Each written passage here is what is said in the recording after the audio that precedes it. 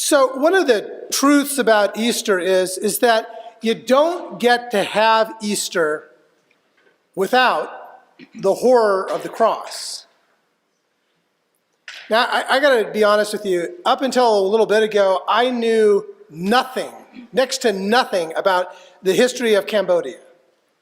I vaguely knew that back when I was a kid, they called it Kampuchea and not Cambodia. And I knew that when I was born, that the United States had bombed Cambodia. But really beyond those two facts, I didn't know much about Cambodia. So Tom became my professor when I arrived in Cambodia. He's a law student out there near Siem Reap, and he went with me for about a week and was my educator. We talked mostly about ancient Khmer, Cambodia, about the history and the culture. But as we got to know each other better, and we got to trust each other a little bit more, I asked about the Khmer Rouge. And it's an emotional subject to bring up in Cambodia. And I'm going to be honest, I had no idea how devastating that was, that experience in that country. No idea, none.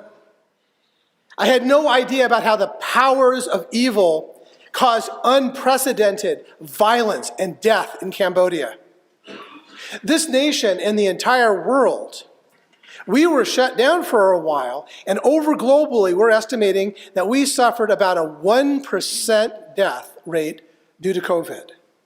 Now, that is a lot of people.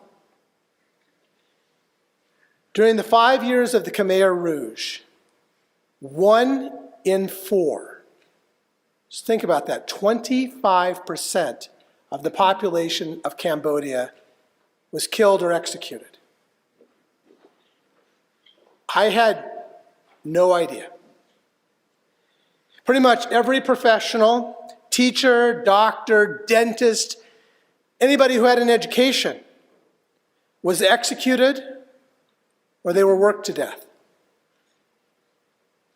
The scars on that country are profound. Now, Tom, he knew that I was bicycling down to the capital, Phnom Penh. And he told me, he said, you must go to S21. I hadn't even heard about S21. But he said, you must go and see it for yourself. So I did.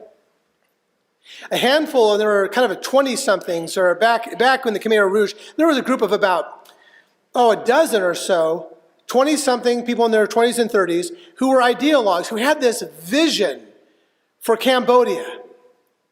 And to get to that vision, it led to horrors. They literally took the Nazi playbook on how to run a concentration camp and decided to see if they could improve on it, make it even more deadly. And they did. S21 was the result. It was their pinnacle. It was a high school in Phnom Penh. It was an area of laughter and learning. And in the course of a couple of weeks, they converted it from a high school into a place of torture and death for 20,000 people. Men, women, children. Now I'm curious. I didn't know anything about this history. Did you? Some people?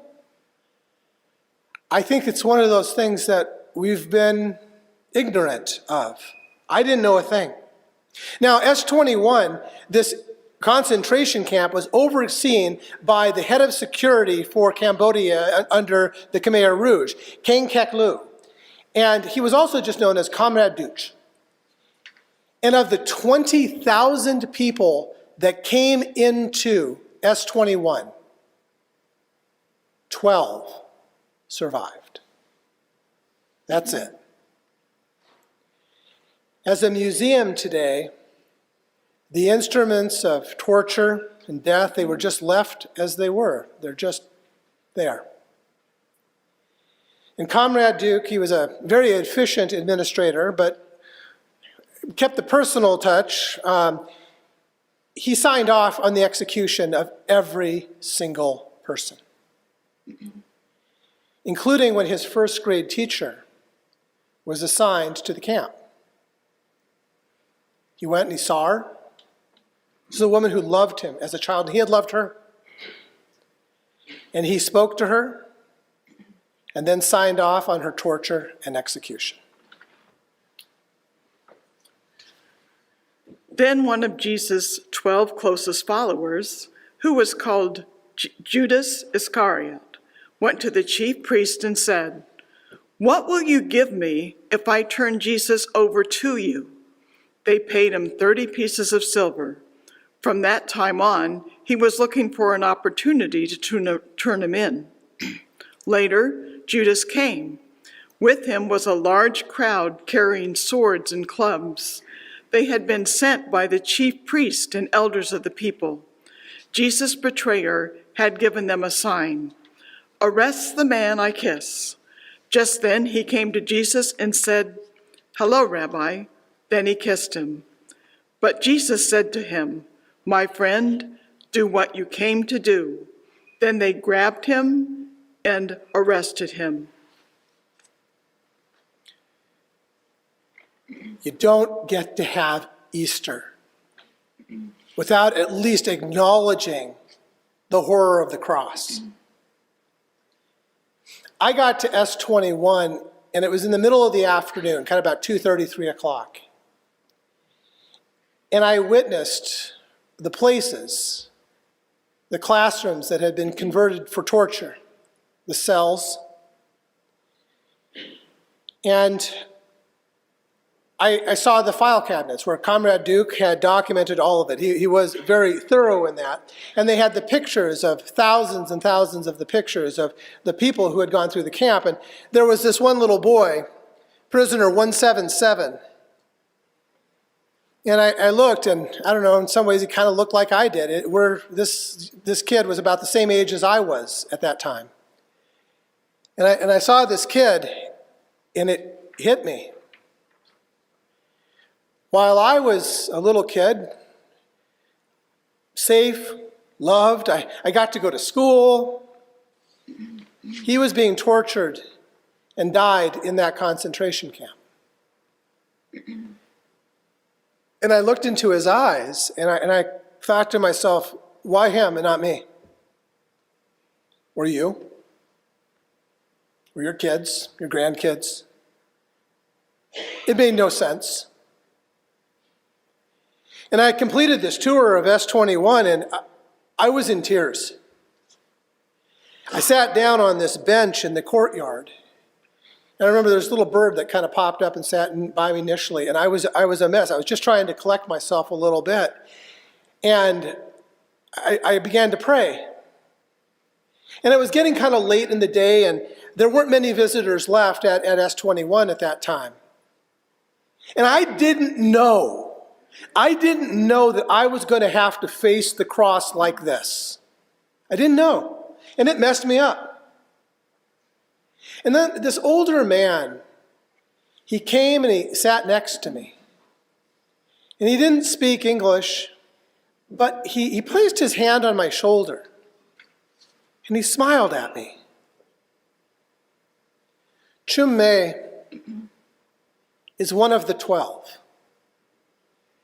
He's one of the 12 people who survived S21. And he comes to S21 now a few days a week, and he had seen me sitting there hurting. And I wish I could tell you that all of a sudden I was able to have this great, I had all these insightful questions. I was blubbering. And I remember I apologized to him. I don't even know why I did. I felt stupid even saying it, but I apologized to him. But over the next 20 minutes, Chum May sat with me. And through an interpreter, he talked with me. And he said that often Westerners, like me, would come to S21 ignorant. They didn't know. They didn't know the story of what had taken place here. And he said that sometimes he is able to talk with us.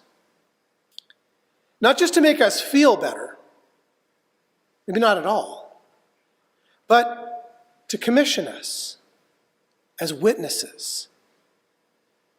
Witnesses for hope, and for justice. Because the evil that is behind crucifying people, it didn't stop with Jesus. Chumé sat with me and he told me that I must then go from S21, go out to the killing fields. And he said I needed to hurry because it was late in the day. And I remember thinking to myself, well, I have to meet Carrie's dad for dinner. It was Valentine's Day, actually, and I was supposed to meet him at a restaurant. And there was a big concert that was downtown, and there was going to be all this traffic. And then all of a sudden it hit me, you know, when God puts you in a moment like this, when God speaks to you through one of the 12, you just do it. You just go. And so I went to the killing fields. Now, those of you who know me, you know how much children mean to me. I love kids. I love my kids. I love kids. It's just kind of a thing. Last Sunday was my first Sunday back in this building. And I saw this. Some of you guys had done while I was gone. I saw this out in the narthex out there. It was out there. Many of you tied on these things. And it's lovely, but I'm going to tell you something. You punched me in the gut with this. You didn't know it. It's not your fault. But I saw this, and I had this reaction to it because it brought me back to this image from a tree in the killing fields. It's a tree today that's covered with ribbons like this. This is the tree where the executioners would beat small children, crying for their parents, and then execute them and throw their bodies into a grave. I was gutted. Pretty much every church I've ever been in has had a cross hanging at some point in the front of the church. And maybe we get so familiar with it that we forget what it was. That it was something that people were executed upon. Maybe I forget the evil in the world that causes people to do stuff like this. And I'm going to be honest, I'm still processing some of the secondary trauma of all this. But you don't get to have Easter unless you recognize the evils in our world, the cross. After Jesus' resurrection from death on a cross, Jesus told his disciples to go back north to Galilee and wait for him. The disciples went to Galilee, to the mountain where Jesus told them to go. When they saw him, they worshiped him, but some doubted. Jesus came near and spoke to them. I've received all authority in heaven and on earth. Therefore, go and make disciples of all nations, baptizing them in the name of the Father and the Son and the Holy Spirit, teaching them to obey everything that I've commanded you. Look, I myself will be with you every day until the end of this present age. Jesus commanded us to forgive. Always. Even from the cross, Jesus forgave those who put the spikes into his hands. Is that justice to you? Because if you were like those disciples 2,000 years ago and you're doubting, that's okay. A little over 10 years ago, after living for decades in hiding, Comrade Duke was caught and he was tried. Now, in those decades, Comrade Duke became a Christian. And before his trial began, he came face to face with Chumé, whose wife and children were slaughtered on his order, and he asked for forgiveness. What does justice look like for Chumé? What does justice look like to you? What does it look like to Jesus? On Easter, we are called to witness the cross and the power of love that will not let revenge and hate win. On this Easter, we are called back to this life to proclaim a justice that seeks resurrection healing, even in the face of hell. All of us face betrayal and anger. We see the divisions in our nation and in the world around us, and we see what the powers of evil would do.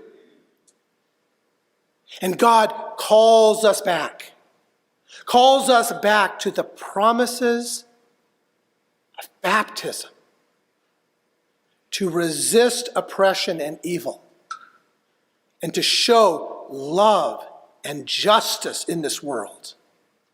This is the way, and it may be the only way that can save us. But it takes you back to being called back to share love and light. I have been called back to trust, to have faith and proclaim Christ's way of living all the more because I have seen where hate and anger lead. I've seen the bones. And dear God, in Christ's resurrection, there is hope that humanity can be healed, that there is a better way. And on this Easter morning, we reclaim the truth to a broken world that love wins. And so it comes down to this. Do you recommit yourself to the saving power of Easter? Will you proclaim the truth that saves to a world that needs it? Will you take what you've experienced, what you've heard, and bear witness to the truth, and join in standing to proclaim Easter hope in song? Please rise.